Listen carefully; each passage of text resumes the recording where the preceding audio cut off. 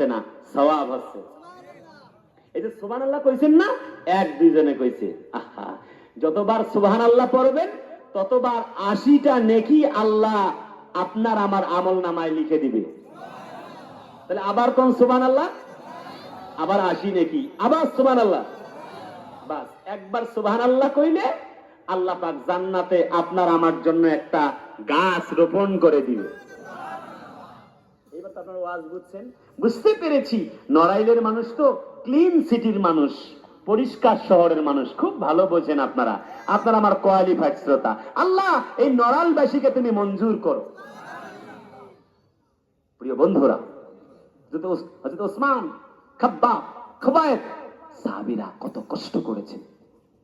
হযরত আম্মার ইবনে ইয়াসিরকে ধরা হলো, হাতের মধ্যে কি বলে? কোরআন। বুঝে না কি? আজ আমরা কোরআন ছেড়েছি, কথা বলে না। অথচ আরে ধরি নাই মানে, শাড়ি নাই মানে কি? কই কোরআন? এই কোরআন সবার হাতে থাকতো, সবার মুখে দাড়ি থাকতো, সবাই 5 ওয়াক্ত নামাজ পড়তো। যদি বলি বাপ বলেন তো, বাবা যান কারা কারা ফজরের নামাজ পড়েছেন হাত তুলেন। হাত তুলেন না। 17 বছর ওয়াজ করি, ধারণা আছে শিশু বক্তা থেকে ছোটবেলা থেকে ওয়াজ করি। এখানে সবাই নামাজ পড়ে নাই, আল্লাহর কসম সবাই হাত তুলতে পারবে না। কথা বলে রে, এখন তো শরমেও হাত তুলতে পারে, হাত তোলাবো না। যারা তুলতে পারবে না ওদেরকে শরম দেওয়া হবে। নো, এই কাজটা আমি অন্তত করতে পারি না।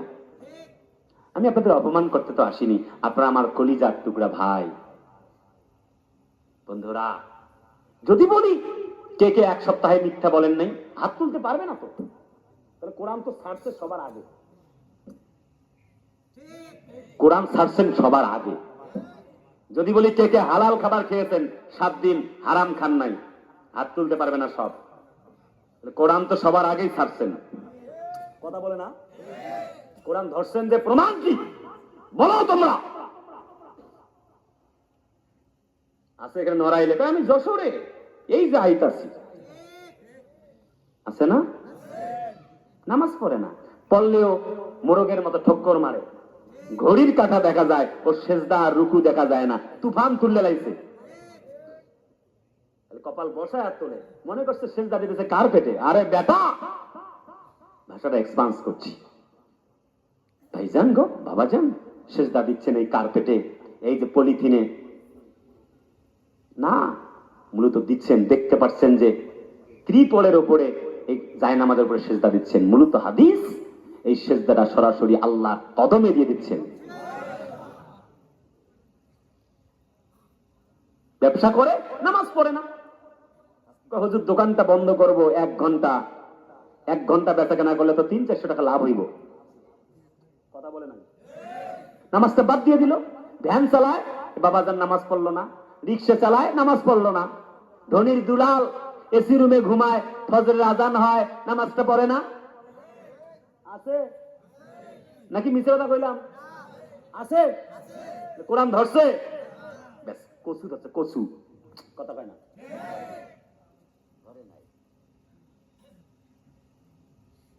এই বিল্ডিং আপল আসল সফলতা নয়। চেয়ারম্যান, মেম্বার, এমপি, মন্ত্রী, এগুলি আসল সফলতা নয়। যে বউ দাদি তোমারে বড্ড ভালোবাসে না দাদা, 2 বছর অসুস্থ হয়ে ঘরে পইরা থাকো, 2 বছর লাগবে না, পায়খানা প্রস্রাব ঘরের ভেতরে করতেছেন বিছানায়, দাদি 2 বছর লাগবে না, তার আগে বলবো বুড়াটা মরে না কেন। তুমি আমার কথা মানলে ভালো, না মানলেও ঠিক, মানলে বললেও ঠিক, না বললেও ঠিক। স্পষ্ট কথা, this is my state forward stake. যে ছেলে তোমার টাকায় গাড়িতে চড়ে, FZ5 ওই যে ছেলেরা আছে না, হুন্ডা চালায়, এখন আবার রানিং এর উপরে স্টান মারে। আরে কথা না, বদমাইশ কত। কয়েকদিন আগে যুবক আসছে আমার কাছে, কয় হুজুর আমি প্রেম করে ছেঁকা খাইছি।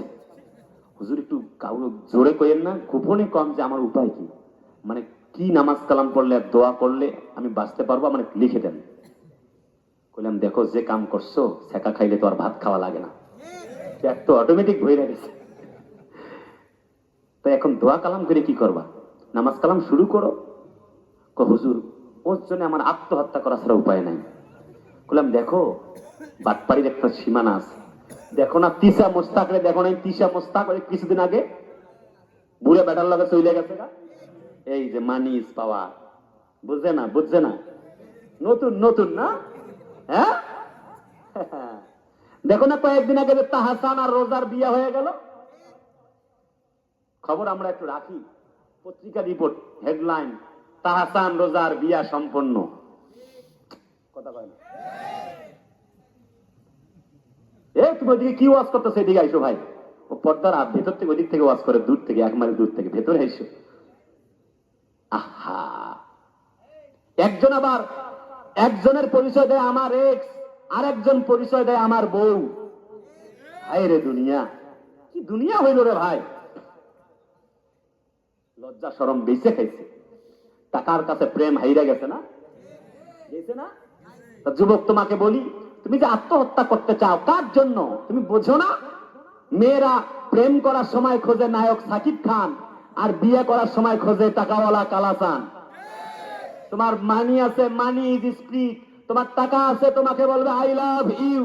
তোমার টাকা নাই, টাকা শেষ হয়ে গেছে, তোমাকে বলবে আই হেট ইউ। তুমি বুঝলে বুঝ পাতা, না বুঝলে তেজ পাতা। ঠিক বলছি না ভুল বলছি? ফিরে আসো ওমরের মতো। ভাইরা আমার, কলিজার টুকরা আপনজনেরা, কোরআন মানা লাগবে, লাগবে। কারণ কি? নাম্বার 1, কোরআনটা একটা ওয়াজ। এই ওয়াজ মানবে যারা, জান্নাতে যাবে তারা। ক্লিয়ার? কথা কয় না? ক্লিয়ার? আমার ভাই, আমার প্রিয় বন্ধুগণ, আর একটু গভীর মনোযোগ। এবার কোরআন মানার জন্য এই ওয়াজ মানতে গিয়ে হযরত আম্মার ইবনে ইয়াসার তিনি কোরআন পড়ছেন। ধরা হলো, বেটা এক্ষুনি তোমাকে হত্যা করা হবে। বলে ঠিক আছে, করতে পারো। চাবুক দিয়ে মারে, রক্ত বের হয়। আঙ্গুল বাঁকা করে দিল পিটায়া, লাঠি দিয়ে, বাবলা গাছের কাটা দিয়ে, ডাল দিয়ে পেটনি শুরু হয়ে গেল। কাটা লাগতে লাগতে ফিনকি দিয়ে শরীরটা এত মোটা হয়ে গেল, রক্ত বের হচ্ছে। হযরত আম্মার ইবনে ইয়াসার বলেন, জীবন দিতে পারি, একটি মুহূর্তের জন্য কোরআন ছাড়তে পারি না। দুটি ঘোড়া দুদিক থেকে বেঁধে দেওয়া হলো। হযরত আম্মার ইবনে ইয়াসারের দুটি পা দুটি ঘোড়ার সঙ্গে বেঁধে দেওয়া হলো। দুটি ঘোড়াকে এমনি করে চাবুক মারা হবে, দুটি ঘোড়া দুদিক থেকে দৌড় মারবে। বলা হলো, আম্মার ইবনে ইয়াসার, তোমার দুটি পা বুক পর্যন্ত ফেরে চৌচির হয়ে যাবে, ফেটে যাবে দুটি পা মাঝখান থেকে। দেখো অবস্থাটা তোমার কেমন হবে।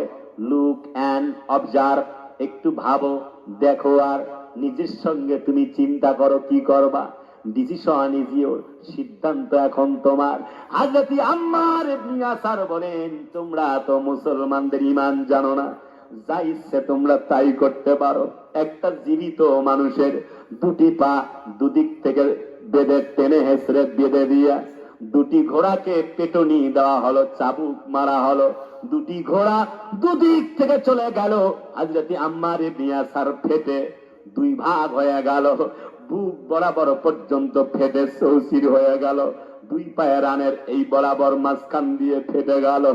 হযরত আম্মার ইবনে ইয়াসার একটি মুহূর্তের জন্য আল্লাহর কোরআন ছাড়ে নাই।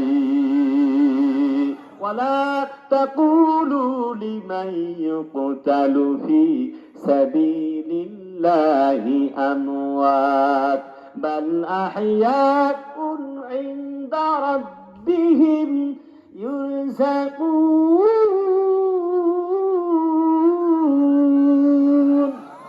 ولا تحسبن الذين قتلوا في سبيل الله أمواتا بل أحياء عند ربهم يرزقون